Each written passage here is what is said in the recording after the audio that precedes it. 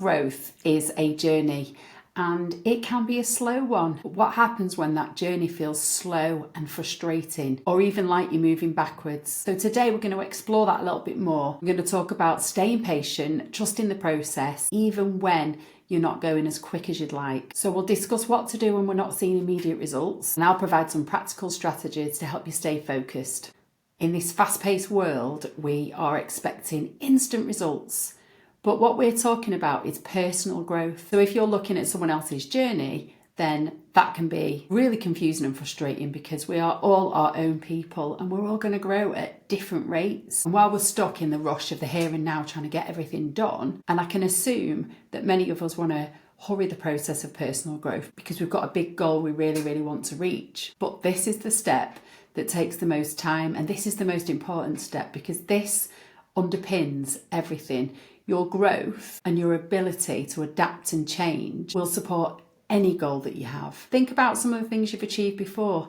Highly likely they've taken some time, but whilst we're in the thick of it, we don't always see it. But I bet if you think back, such as losing weight or something like that, where it's been slow and steady and it's actually worked, and then by the end of it, you look back and you're like, right, okay, that's not too bad. I definitely experienced that when I was studying. I was literally in the thick of it, did not know when it was going to end, felt stuck and frustrated. And now look back, it seems like a blur.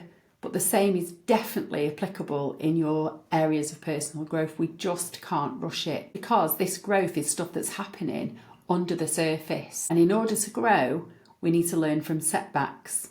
And that's why patience is crucial. And there's a load of other stuff like self-compassion and everything else, but it's those setbacks that you learn from that are going to drive you forwards. Daring to take those steps, to have and experience those setbacks and clock in what happens for you in those moments. Therapy or coaching can help in situations like that, because reframing a setback in order to move forward is really, really common. And you can identify areas where to build resilience and really, really explore all the reasons that you probably want to quit at that point. And let's talk about plateauing. So you're putting all the work in, nothing's happening, you feel stuck, frustrated, nothing's changing. And this can be mega hard, really hard. And look out for your self-worth at this point, because this is where we start to turn on ourselves and it's like, oh, am I worth it?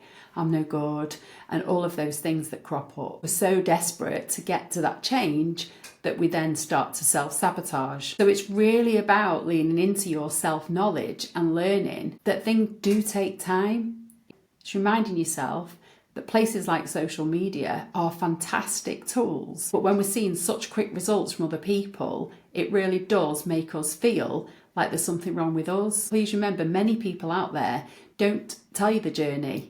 They just show you the outcome. And especially if you're looking to buy something, change your business or try something new, any marketing techniques out there will show you the end result, because that's what we want. Quite often we'll hit the buy button because it promises us quick results. And that's what we want, instant quick results. So this is a real reminder to just lean into the plateauing process, because this is where you're going to get all your information that you can use on this journey. It's weighing up trusting the process versus questioning your patience. And I would say, what have you got to lose? If you're feeling stuck or you're going around in circles and things aren't working, then perhaps this is the part that you really, really need to look at. And you can ask yourself, where in your life are you actually stuck at the moment? And what lessons do you think this is trying to teach you? So let's look at some steps that can help you to stay patient and trust the process. First of all, focus on the small wins. You will have heard this a million times before, but it's so true. Focusing on those little things really helps you to get motivated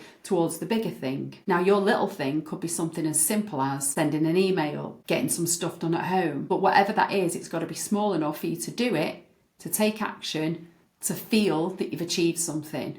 Get the wheel turning. Those small wins are not about massive breakthroughs. And you're probably not used to focusing on them because they won't feel so significant, because we're so used to having those big breakthroughs. But it's the tiny, tiny little shifts that happen over time. So sending that email one day and then the next day doing something else will lead you towards a bigger goal. I've experienced this recently when I'm creating some online products for my clients.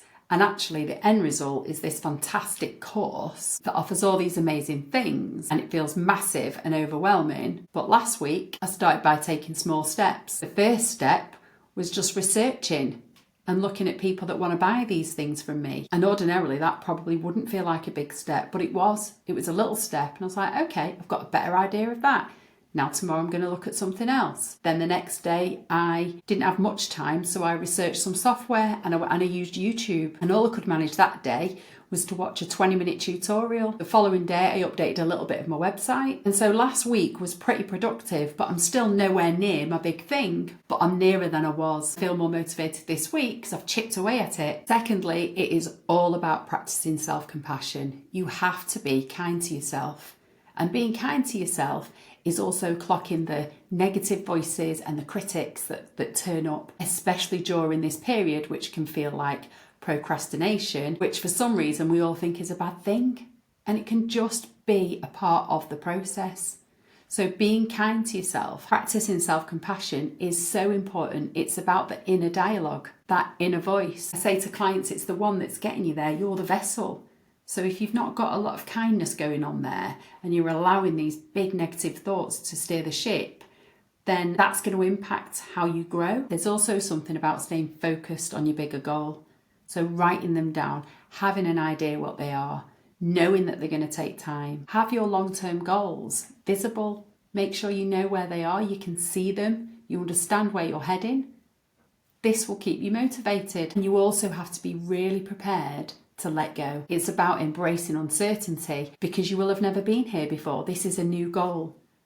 And things that aren't certain don't feel safe. So understand what's going on for you as well in that moment. That is all new, and it's okay to feel uncertain. But it's clocking all those other things, isn't it? The self-worth, the self-compassion, how we're talking to ourselves. There's something about being in the present that will help you get through this process as well. So watch yourself. Is your head in the past, the present, or the future? And pay attention to where you're at, because quite often we can be so fixated with that goal that we are literally stuck in the future. And that's really common. That is some people's way of achieving.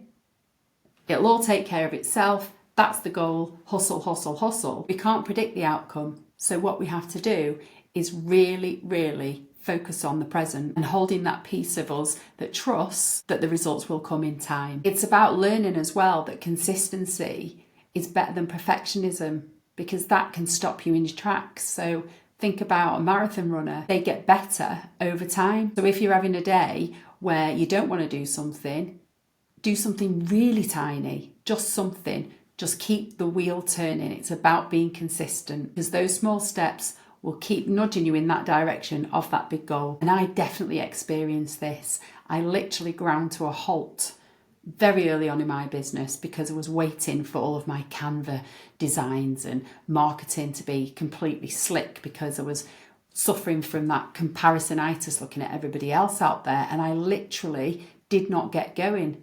And the same has happened with this podcast. I know it's not perfect, but I'm consistently showing up on a Monday. The episodes aren't as long as I like. The video resolution's pretty crap. I need to sort that out. But I'm showing up regularly. And I know eventually it'll all be okay. I'm learning as I go. I'm kind of daring to fail. I would not have learned if I hadn't have just got going. And the growth for me has come in different areas. I've had to look at boundaries. I've had to look at family time. I've had loads of technical issues. I'm not a techie, so that's been tough. So just getting started with it has helped me so much. It was totally unrealistic for me to think that I could have something that was absolutely amazing, perfect. In fact, I stopped for ages convinced I needed a VA, an assistant, someone techie to help me, and literally down tools on everything. And then for me, I just felt really, really overwhelmed. So if you're suffering with perfectionism, have a look at that, work through it. Drop your standards. What are they based on anyway? Someone else's? Be afraid to fail. It's a lesson, it's a learn. You absolutely need these setbacks. Where the self-compassion comes in again, because it's about having a forgiving approach to personal growth. Exactly the same in therapy. It's an absolute journey. It does not happen straight away. And it isn't about reaching that goal, because things can change in the meantime. Having your eye on the goal gives you an idea of what you want, but it's not about reaching that single point. It's about who you become on the way to reaching that goal. And that's why personal growth is so important. Take all the data that you're seeing and learning about yourself, like where you're impatient, where you're being really self-critical, and try to stay grounded. So I really encourage you to trust your own process. Even when it feels slow or challenging, growth takes time. And no matter how small the steps are, they are steps. So I really encourage you to find peace in the present moment, as well as having your eye on that goal. Keep learning about yourself. All of this is brilliant information. Remember, it's about your journey, not anybody else's. And explore, where are you not feeling patient? What's that about? What can you do? Why are you not feeling patient? Are you seeing someone else doing something? Because what you don't want to happen is to stop one thing and start another, because you've told yourself that this feeling of feeling stuck or frustrated means it's not for you, or it's too hard, and then you'll pivot to something else. So really think about all of those things and make sure you've got the thinking that's going to support this growth. Clock what's going on in your head, and remember, stay in the present moment as much as you can. Remember what I said about past, present, future. Clock where your thinking's at and draw upon previous successes that have told you that you will get there in the end. I hope you found that useful. Please feel free to reach out. You can email info@jerrycarey.com or drop a comment on the video. I look forward to catching you next week.